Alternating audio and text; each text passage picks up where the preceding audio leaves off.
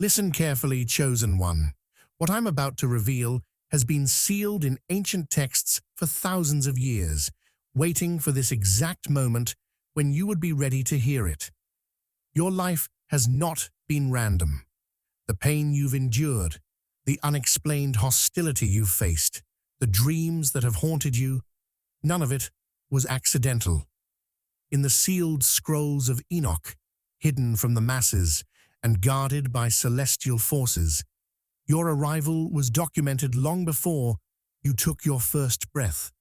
You were foreseen, not as a distant possibility, but as a certainty woven into the fabric of the end times.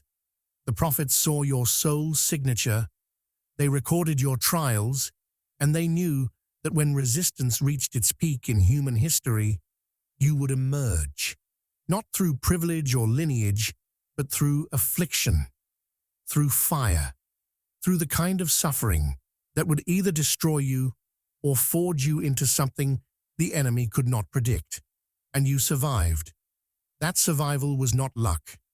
It was confirmation, a signal sent across dimensions that the prophecy could proceed. The celestial councils have been watching, debating, and recalibrating based on your endurance. You are not reading this by chance. You have been activated. Chosen one, like this video, subscribe, and comment, "I am ready," for a powerful surprise. Deep within the visions given to Enoch, the one who walked with God and never tasted death, there exists a passage that has confounded scholars for millennia. It does not speak in the language of names or dates, but in the currency of the spirit realm, soul signatures, pattern recognition that transcends time itself. Your essence was encoded there, chosen one, marked not by your earthly identity, but by the trajectory of your suffering and the specific sequence of trials you would face. The scroll describes a soul arriving through affliction, rather than hereditary privilege, a deviation from the expected lineage of prophets and kings. This was deliberate. You were never meant to come through traditional channels because those channels had been compromised, monitored, and anticipated by forces that have been preparing for this confrontation since before the foundations of the world were laid. The documentation was precise. It catalogued the nature of your endurance as proof of viability for end cycle operations. Not potential viability, confirmed viability. The very fact that you are alive and conscious right now, reading these words, means you passed tests that were designed with full knowledge that most would fail. The angelic orders received explicit instructions not to intervene prematurely in your suffering. This was not cruelty, it was necessity. Any assistance given too early would have compromised the authenticity of what you were being forged into. False strength, built on supernatural intervention, crumbles under real pressure. But strength, hammered out in the furnace of genuine human pain, with no miraculous rescue, with nothing but your own will to survive, that kind of strength cannot be counterfeit.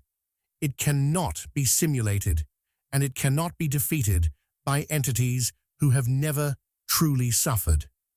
The entry remained locked, encrypted by divine protocol, until the generation where resistance would reach its maximum intensity. Not the resistance of armies or governments alone, but the resistance of consciousness itself. The collective human refusal to see, to know, to change. That generation is this one. The unsealing has begun, and it started the moment your awareness shifted from survival mode into something else. Something that feels like remembering, rather than learning. The scroll did not name you because names are temporary, surface-level identifiers.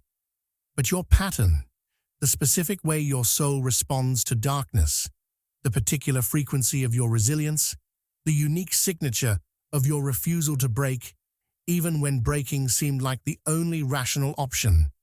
That pattern was recorded with the kind of precision that makes modern surveillance look primitive. You were told your struggles were random bad luck. You were told you were cursed, or that you brought it on yourself through poor choices.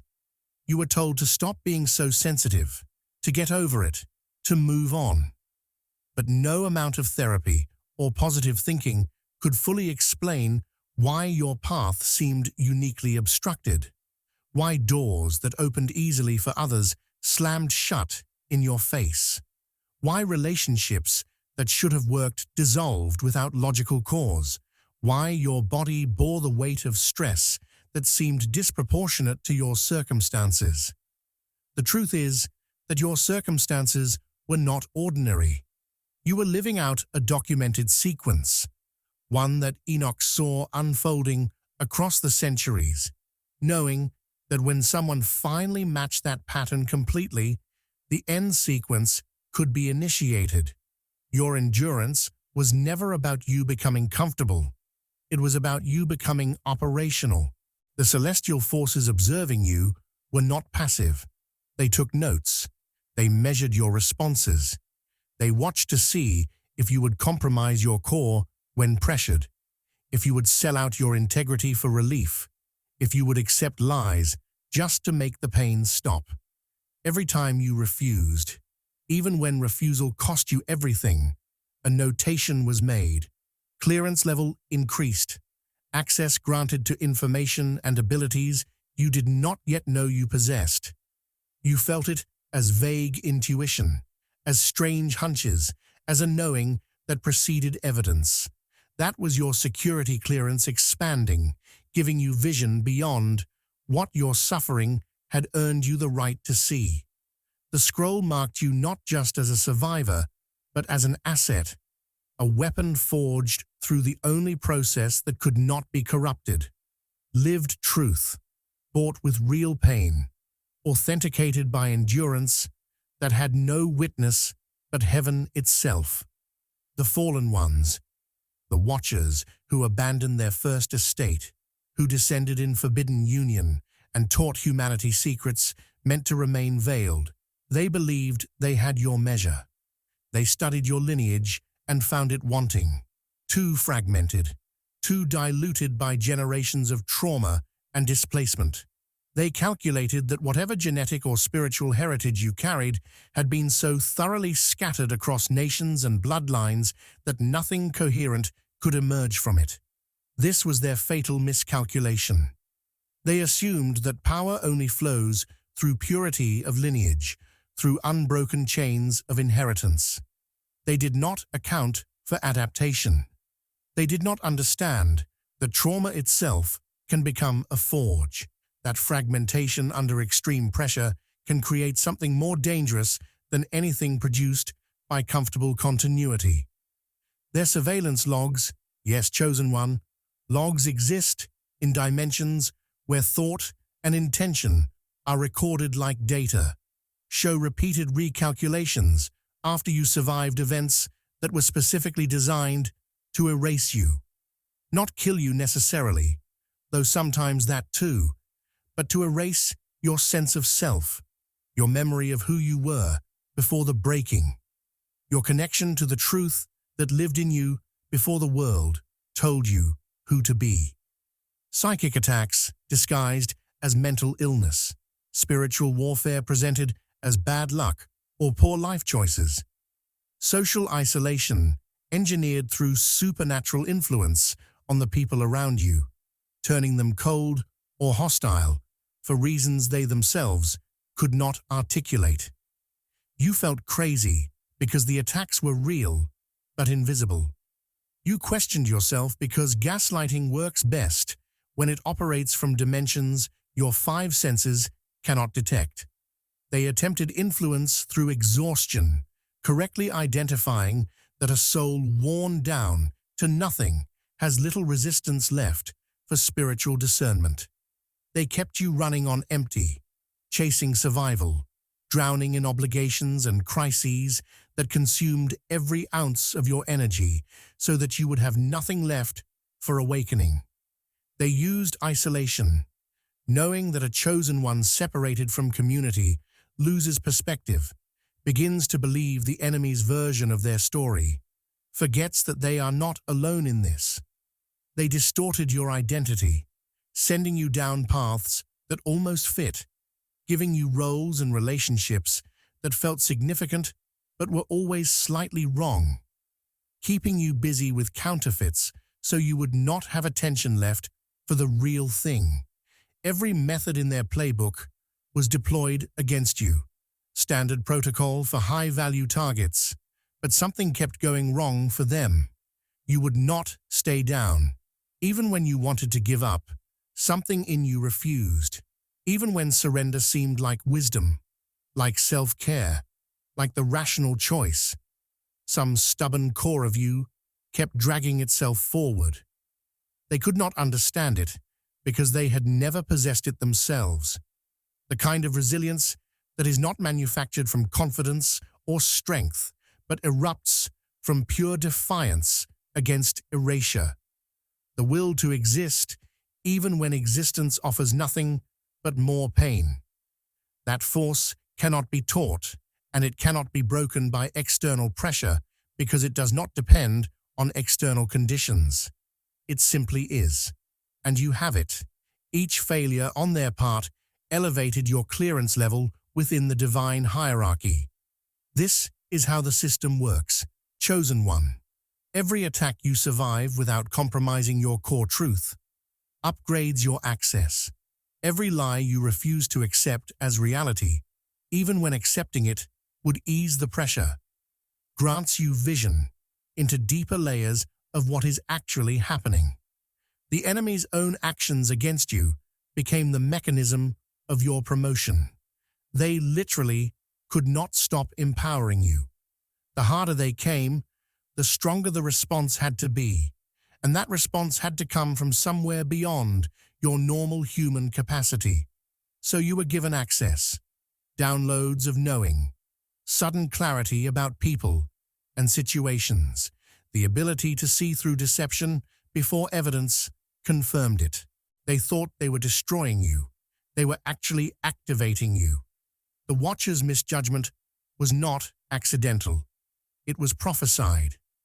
Enoch saw that the enemy's arrogance about bloodlines and purity would blind them to the real threat, the ones who came through affliction, who had nothing to lose because everything had already been taken, who could not be bought because they had learned to survive without the rewards that keep most people obedient. You represent their worst nightmare, someone they cannot control because control requires leverage, and you have been stripped of everything they could use against you. What can you threaten someone with when they have already walked through fire? What can you offer someone who learned that they do not need what you are selling? The fallen ones miscalculated, and that miscalculation is now locked into the timeline. It cannot be undone. Their error has become your advantage. Something impossible happened the year you were born. A documented anomaly rippled through the prophetic timeline, visible only to those with access to the deep chronologies, the layered records where past, present, and future intersect in ways that defy human comprehension of time as linear progression. Enoch's vision describes it as a delay ripple, a moment where history itself stalled, hesitated, waited. Not a stoppage, but a suspension, as if the cosmic machinery of destiny had to pause to allow your entry into the physical realm. Events that were meant to unfold earlier, conflicts that were scheduled to escalate, revelations that should have already emerged. All of it postponed. Not cancelled, postponed, because you were not yet positioned. This was not a minor adjustment. Timeline alterations of this magnitude require authorization from the highest levels of celestial command. Something about your specific presence, your particular role in what is coming, was deemed so critical that the entire sequence of end-time events had to be recalibrated to accommodate your arrival. Think about what that means. The wars, the economic collapses, the technological breakthroughs, the spiritual awakenings and apostasies, all of it locked in a holding pattern until you could be inserted at the precise moment and location where your function would have maximum effect. You were not born into a ready-made world. The world was held back from its appointed chaos until you could take your position. The fracture caused generational confusion, a collective sense of disorientation that your generation absorbed in concentrated doses. You felt it as inner unrest, as a constant sense that something was off, that the world you were living in did not match the world you somehow knew should exist. Others dismissed it as typical youthful angst or the growing pains of coming of age in uncertain times. But you knew it was different. The confusion was not in you. It was in the timeline itself, rippling outward from the point of your entry, affecting everyone around you, but concentrated most intensely in your own experience. You were living at the epicenter of a cosmic adjustment, feeling the tremors of reality reorganizing itself around a schedule that now included you. This is why you have always felt simultaneously too early and too late. Too early in the sense that you understood things before you were supposed to, saw patterns before you had the language to name them, felt the approach of collapse before any external signs confirmed it. Too late in the sense that you arrived feeling like you missed something crucial, like you were always catching up to a conversation that started before you entered the room, like everyone else received instructions you never got. Both feelings were accurate. You were early relative to the people around you, given preview access to what was coming, and you were late relative to the original timeline, inserted after a delay that left you out of sync with the sequence as it was initially designed. That dissonance was not your fault. It was the fracture itself, experienced from the inside. The end could not proceed without your placement. This is the part that should terrify the enemy and comfort you. Not that you are uniquely important in some ego-driven sense, but that you are functionally necessary. A component in a mechanism so vast and precisely engineered that even one missing piece halts the entire operation. The apocalypse is not a random unraveling. It is an executed plan, and that plan has dependencies, required elements, non-negotiable pieces. You are one of those pieces. Your specific frequency, your particular way of processing darkness and transmuting it into something that cannot be used against you. That function is load-bearing. Remove it and the structure collapses, not into chaos, but into incompletion. The revelation cannot fully manifest without what you carry. Enoch saw this and recorded it in language that would only make sense to those living inside the fracture. To everyone else, it reads as mystical poetry, symbolic and vague. But to you, it reads like a mission brief, like someone describing your life from the outside with impossible accuracy. That is because it is describing your life, not predicting it, describing it, past tense from heaven's perspective, even though you are still living it out in linear time. The delay ripple was not a mistake that needed correcting. It was a strategic pause, a recalibration to ensure that when the final sequence initiated, all required personnel would be in position. You are in position now. The fact that you are aware enough to receive this message confirms it. The fracture has sealed behind you. The timeline has resumed, and you are exactly where you were always meant to be, precisely when you were meant to arrive. There is something you carry that is invisible to human eyes, but blazingly obvious in the frequencies where spiritual warfare is conducted. Enoch called it a mark, not the mark of the beast, but something far older and far more dangerous to the powers that rule through deception. It is the mark of recognition, the signature of a soul that has been identified, documented, and commissioned for operation in end-time scenarios. This mark does not announce itself through supernatural manifestations or miraculous signs. It operates silently, beneath the threshold of conscious awareness, but it emits a frequency that triggers alarm in every system built on lies. You have felt the effects of this your entire life without understanding the cause. The unprovoked hostility you experienced was never about anything you did wrong. You walked into rooms and felt the temperature drop. You met people who took an instant, irrational dislike to you before you spoke a single word. Authority figures who should have been neutral found reasons to target you. Peers who had no logical reason to feel threatened became inexplicably competitive or cruel. You were excluded from circles where you met every qualification for inclusion.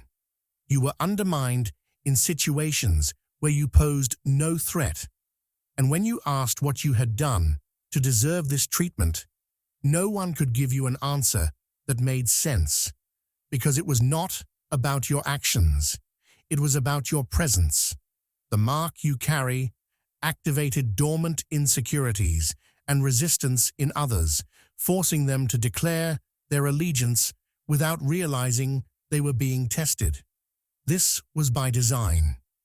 The mark was engineered specifically to expose hidden enemies early in your journey, before you accumulated enough influence or resources that their betrayal could cause maximum damage. Every person who rejected you without cause, every relationship that dissolved despite your best efforts, every opportunity that evaporated for reasons no one could explain, these were not failures. They were intelligence leaks. The mark forced people to reveal what they truly were underneath the masks they wore for social acceptability. It bypassed their conscious intentions and went straight to the deepest layer of their alignment. Are they with truth or against it? Can they tolerate the presence of someone who threatens comfortable lies simply by existing? The mark made them answer, whether they wanted to or not. You thought something was wrong with you. You internalized the rejection, wondered what defect you carried that made people recoil. You tried to fix yourself, to become more palatable, to smooth down the edges that seemed to cause friction. But the hostility persisted because it had nothing to do with your personality or behavior. It was recognition at an unconscious level. The people who hated you for no reason were responding to what you represented: a disruption to false peace, a threat to systems built on collective denial, an immune response from a body trying to reject the cure because it has learned to survive on the poison. Their hostility was not evidence of your wrongness. It was evidence of your function. The mark also served another purpose. It kept you isolated during the preparation phase. If you had been accepted, celebrated, and surrounded by community early in your journey, you would have been domesticated. Well-meaning people would have taught you to doubt your perceptions, to trust the consensus, to moderate your knowing in favor of fitting in. The isolation forced you to develop internal validation, to learn to trust your own discernment, even when everyone around you said you were wrong. That skill, the ability to stand alone in your truth without external confirmation, is rare and cannot be taught through comfortable means. It only develops through the kind of prolonged exile you endured. The mark drew hostility to keep you separate until you were strong enough that acceptance could not corrupt you. Every betrayal, every rejection, every act of unprovoked cruelty you survived was an intelligence operation. It showed you who could not be trusted with your real self, who would smile to your face and undermine you behind your back, who would use your vulnerability as a weapon against you the moment it became advantageous. You learned to read energy beneath words, to sense danger before evidence appeared, to trust your gut when logic told you to ignore it. These are not common skills. Most people live their entire lives without developing them because they are never placed in situations where survival depends on that level of discernment. You were placed in those situations repeatedly until the skill became second nature. The mark drew the fire so that you would learn to see it coming. And now you do. Now you know. And that knowledge is about to become critical.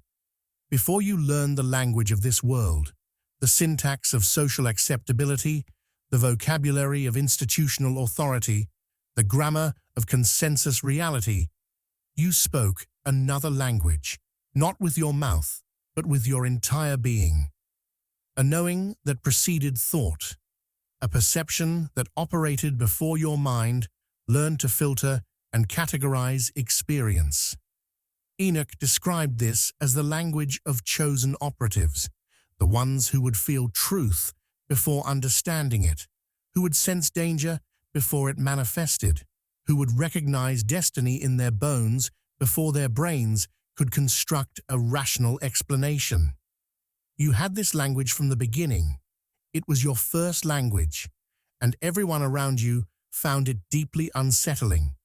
Children are supposed to be innocent in the sense of ignorant, trusting, easily molded, but you were not that kind of innocent. You knew things. You sensed when adults were lying, even when their words were technically true. You felt the rot beneath polished surfaces, the violence hidden behind respectable facades, the desperation masked by success. You could walk into a house and know whether the people who lived there were truly at peace or just performing peace. You had no rational basis for these conclusions, no evidence that would hold up to adult scrutiny. But you knew, and your knowing made people uncomfortable because it threatened the carefully constructed illusions they needed to maintain in order to function. Authority figures responded to this pre-verbal awareness with particular hostility. Teachers who were supposed to nurture you found you difficult, disruptive, too questioning.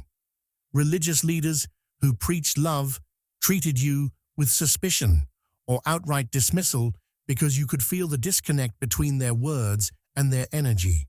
Parents and relatives who expected easy obedience met a resistance they could not break because your compliance required you to deny what you knew to be true. And some part of you, even as a child, understood that this price was too high. You were labeled problematic, rebellious, too sensitive, too intense. Peers avoided you or bullied you because children are brutally honest about who unsettles them, and you unsettled everyone by refusing to pretend you did not see what you saw. Attempts were made to overwrite this perception through shame, conformity, and the systematic denial of your own experience. You were told repeatedly that your feelings were wrong, that you were imagining things, that you were too young to understand what was really happening. The message was clear. Trust what we tell you, not what you know. Accept our version of reality, not your own direct perception. This is how the language gets erased in most people. They learn that survival depends on denying their knowing, that acceptance requires them to become deaf to the frequency of truth they were born hearing. Many comply. The price of non-compliance seems too high, but you did not comply. Not fully, not where it mattered most. The language survived intact beneath the surface, awaiting reactivation.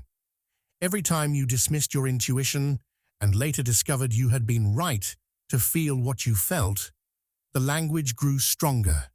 Every time you ignored your gut and paid the price in betrayal or disaster, the lesson reinforced the validity of your original knowing. Slowly, painfully, through trial and error that cost you dearly, you learned to trust yourself again, to give credence to the knowing that preceded proof, to act on intuition even when logic argued against it. This was the reactivation process, not learning something new, but remembering something ancient, not acquiring a skill, but recovering a fluency you were born with and forced to suppress. Now the language is operational again, though you may not yet have full conscious access to its vocabulary.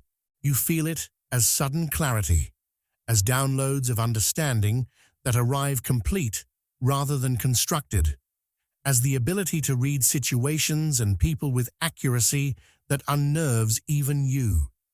This is not psychic ability in the supernatural sense that most people imagine. It is the natural function of a soul, operating at the frequency it was designed for, unimpeded by the interference patterns that keep most humans locked in surface-level perception. You are seeing the way you were always meant to see, speaking the language you were born to speak, and everyone who encounters you now meets someone who cannot be lied to, cannot be deceived, cannot be manipulated through the usual channels, because you hear truth in its native tongue and lies sound like gibberish, no matter how eloquently they are spoken. Your sleep has not been your own. The dreams you remember, and more importantly, the ones you do not, have been contested territory in a war you did not know you were fighting. Enoch's visions reveal that chosen operatives receive encrypted messages during rest cycles when the conscious mind's defenses are lowered and communication from higher dimensions can bypass the filters installed by trauma and social conditioning. This is standard protocol for end-time activation. Critical information must be delivered, instructions must be embedded, and coordinates must be transmitted in a format that evades enemy surveillance. Your dreams became the delivery system. But the enemy knows this. They have always known, and they have developed sophisticated interference techniques to distort, scramble, and corrupt the messages being sent to you. Not all of your dreams were yours. Some were monitored battlegrounds where your subconscious mind fought off intrusions designed to plant false narratives, distort your sense of timing, and undermine your confidence in what you were being shown. The recurring themes were not random psychological patterns. Falling, the sensation of losing ground, of instability, of imminent catastrophe, was engineered to create a baseline of fear that would make you doubt the safety of ascension, of rising to meet your purpose.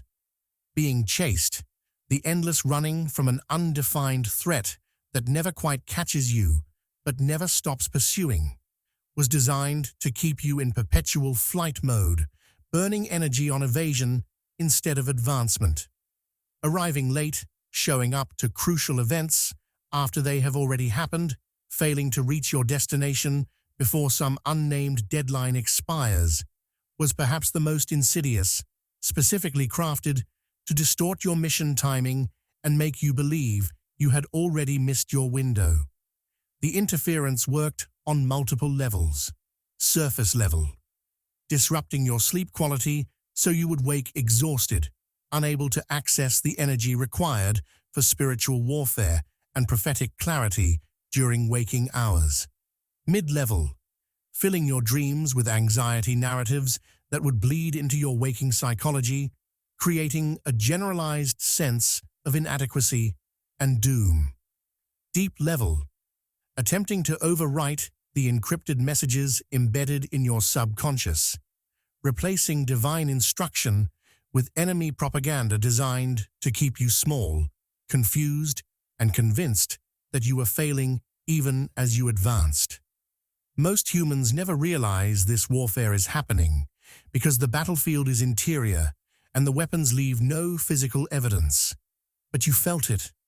The mornings you woke, more exhausted than when you went to sleep. The sense that you had been working all night, even though you could not remember the labor. The dreams that felt wrong in a way you could not articulate, like someone else's thoughts projected onto your inner screen. Despite the interference, core instructions embedded themselves beyond erasure. This is the crucial detail, chosen one. The enemy could distort, delay, and scramble the signal, but they could not prevent the transmission itself. Whatever you were meant to receive, you received. It went deeper than dreams you could consciously recall. It was written into your cellular memory, encoded in your intuitive responses, wired into your instinctive reactions to people and situations. You would meet someone and know immediately, without rational cause, that they were significant or dangerous. You would face a decision and feel a pull toward one option that made no logical sense but felt undeniable. You would receive information and know with absolute certainty whether it was true or false before you had time to analyze or verify. These were not lucky guesses. These were the embedded instructions surfacing, overriding your conscious mind's attempts to rationalize everything through the limited framework of material cause and effect. The Dream Intercept program also served to train you in discernment between authentic spiritual communication and counterfeit intrusion. Most people never develop this skill because they are never subjected to the kind of sustained interference you experienced. They receive one or two significant dreams in a lifetime and assume that anything that feels spiritual or symbolic must be divinely sourced. But you learned to distinguish frequencies, to sense when a dream came from the true source versus when it was contaminated by enemy interference, to separate the wheat from the chaff in your own subconscious content. This training was not optional and it was not pleasant, but it was necessary, because in the phase you are entering now, you will need to know, instantly, without deliberation, what is real and what is false, what messages to trust and what intrusions to reject. The dream warfare you endured was boot camp for the conscious warfare you are about to engage, and you graduated whether you realize it or not. The proof is that you are still here, still functional, still receiving. The interference failed to stop you, which means the most critical messages got through. Enoch warned with urgent clarity that decoys would be deployed against key figures in the final generation. Not random distractions, but precision-engineered false purposes, custom-designed to feel almost right, almost true, almost like the destiny you were searching for. The enemy understands that the most effective way to neutralize a weapon is not to destroy it, but to aim it at the wrong target. You were sent opportunity after opportunity that almost fit, roles that aligned with your skills but not your soul, relationships that looked like love but functioned as energetic vampirism, missions that felt significant but led nowhere except exhaustion. These were not accidents. These were strategic deployments designed to delay your true alignment by offering convincing counterfeits. You felt the pull of these false callings because they were crafted with elements of truth mixed into the deception. The job that seemed like your big break but slowly drained your passion until work you once loved became unbearable. The community that welcomed you with open arms but gradually demanded conformity that required you to hide your real self. The relationship that felt like finally being seen but turned out to be someone projecting their fantasy onto you, loving an image rather than your reality. The creative project that consumed your energy for years but never quite manifested no matter how much effort you poured into it. Each one felt like it should be your path. Each one had just enough alignment to seem like confirmation. But underneath, you always knew something was off. Something did not resonate at the deepest level, and when you finally walked away, you felt guilty, like you were abandoning your purpose, like you were failing. You were not failing. You were meant to outgrow roles that once felt like answers. This was part of your training. Most people never learn to distinguish between good opportunities and right assignments because they never face enough false callings to develop discernment. They take the first thing that feels remotely like purpose and commit to it for life, wondering why they feel unfulfilled despite doing everything right. But you were subjected to an accelerated curriculum, one false calling after another, each one teaching you something essential about what your real work would feel like by showing you what it would not feel like. The jobs that paid well but left you spiritually empty taught you that your true calling would not be about money. The relationships that looked perfect on paper but felt hollow taught you that your real connections would be recognized by resonance, not compatibility checklists. The missions that everyone applauded but left you feeling like a fraud taught you that your authentic work would not require external validation to feel true. Guilt was used as a tether to keep you in lesser assignments longer than you should have stayed. You were told you were being selfish, irresponsible, naive, foolish for walking away from good things in search of something you could not even define. And you believed it sometimes. You questioned whether you were just incapable of commitment, whether the problem was your inability to be satisfied rather than the fundamental misalignment of the opportunities themselves.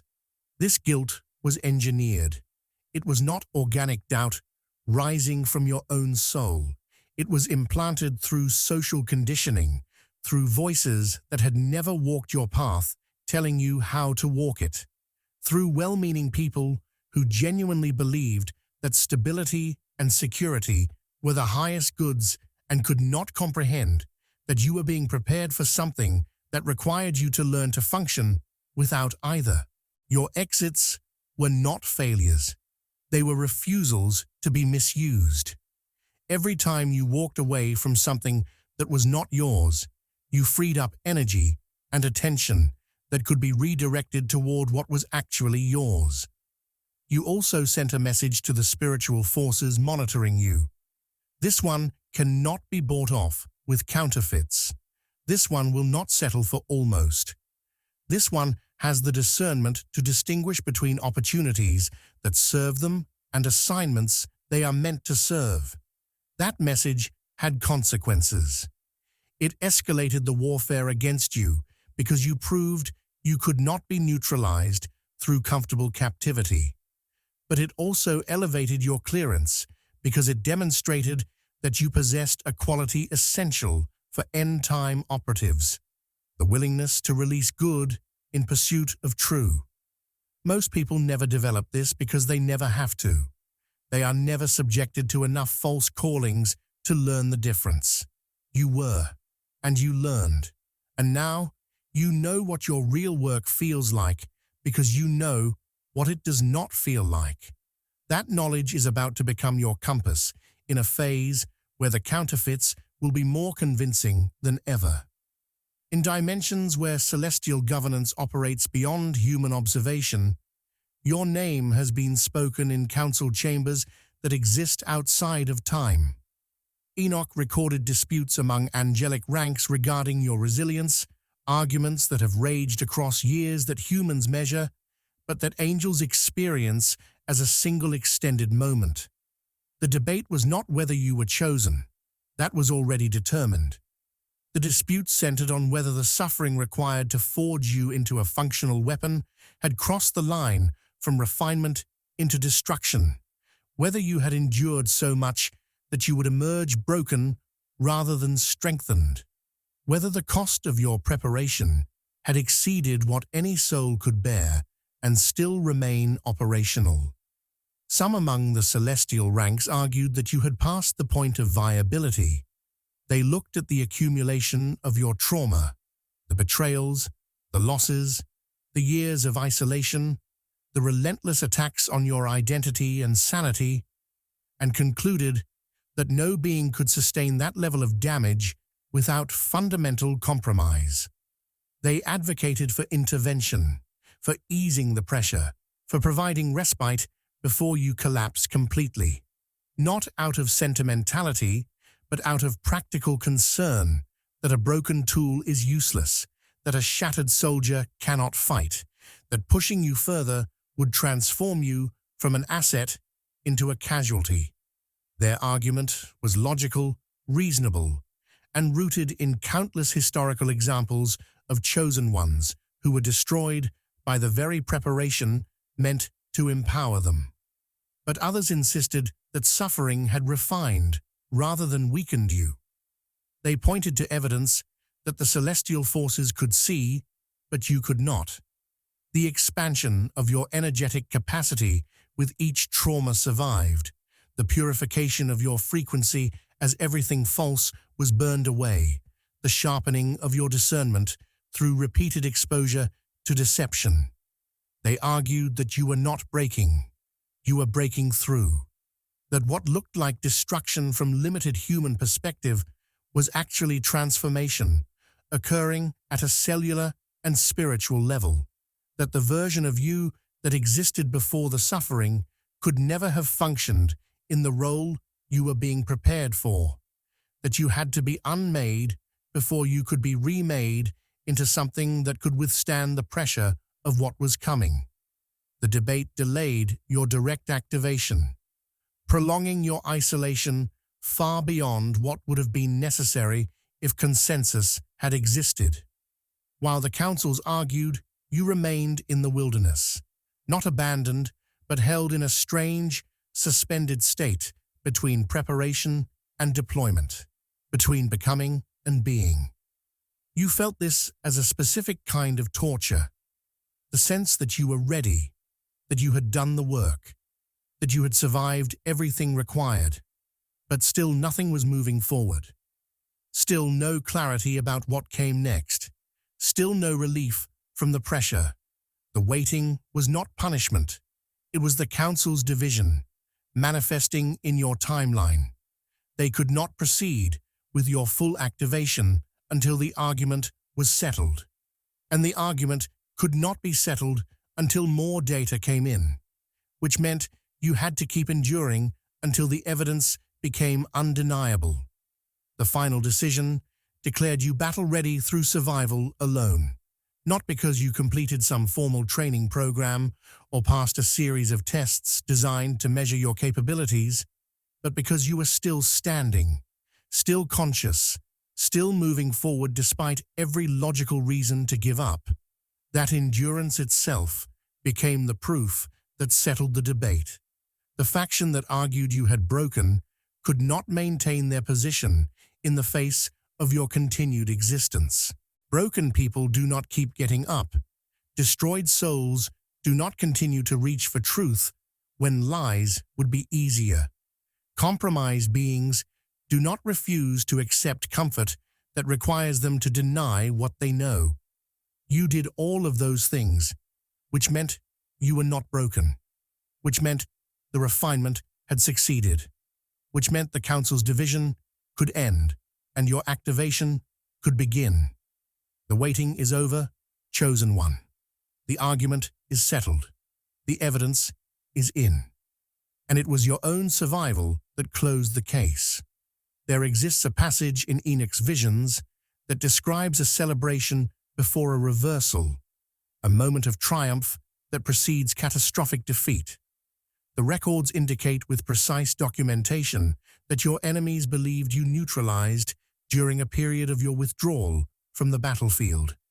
You know the season I am describing, when you went silent, when you stopped fighting, stopped trying, stopped engaging with the warfare that had consumed years of your life, when you retreated so far into yourself that even people who knew you could not reach you. The enemy interpreted this as surrender. They read your silence as defeat. They believed they had finally accomplished what all their attacks had failed to achieve. They had broken your will to resist. Intelligence reports from dimensions where such things are monitored show enemy forces reallocating resources away from you during this period. You were downgraded from active threat to neutralized asset. Surveillance was reduced, attacks were redirected toward other targets deemed more dangerous. There was celebration in ranks that do not celebrate often or lightly. They believed they had won, that your specific function in the end-time sequence had been eliminated, that whatever role you were meant to play would go unfilled, creating a gap in the divine plan that could be exploited. They miscalculated the nature of your silence. They assumed absence of external activity meant absence of internal process. They did not understand that your withdrawal was not retreat, but recalibration. While they celebrated your supposed defeat, something was happening beneath their observation threshold. The silence you retreated into was not empty. It was full of a transformation that could only occur in complete isolation from external input. Your entire operating system was being rewritten at a level so deep that it registered as dormancy to those watching from outside. But you were not dormant. You were metamorphosing. Every belief system that had been installed in you through trauma and social conditioning was being examined and discarded. Every false identity constructed to survive hostile environments was being dissolved. Every compromise you had made to avoid annihilation was being confronted and rejected. This process looked like depression, breakdown, spiritual death. It was actually resurrection happening so slowly that each moment felt like dying. The recalibration occurred at cellular and spiritual levels simultaneously. Your body was rewiring its stress responses, learning to operate from peace instead of panic, reprogramming nervous system patterns that had been carved into you through years of sustained threat. Your spirit was shedding layers of protective armor that had served you during warfare, but would hinder you during what came next. You could not rush this. It had to unfold at its own pace, in its own time, hidden from all observation, including your own full understanding of what was happening. The enemy's surveillance could not detect it because they were looking for signs of external activity, planning, networking, skill building, movement. They were not monitoring the interior space where you were becoming someone they had no defense against. Your silence was misread as surrender, and that misreading is now cited in celestial records as their greatest strategic error. Because when you finally emerged from that period, and you are emerging now, even if you do not yet recognize yourself in motion, you were no longer the person they had been fighting. The attacks they had designed against your old self no longer found their target. The manipulations that had worked before bounced off your new frequency. The deceptions that had confused you before became transparent, laughable in their obviousness. You had used their own miscalculation against them. While they celebrated and relaxed their defenses, you transformed into something they were not prepared to confront. The celebration is documented. The reversal is in progress, and they are only beginning to realize that their victory was fiction.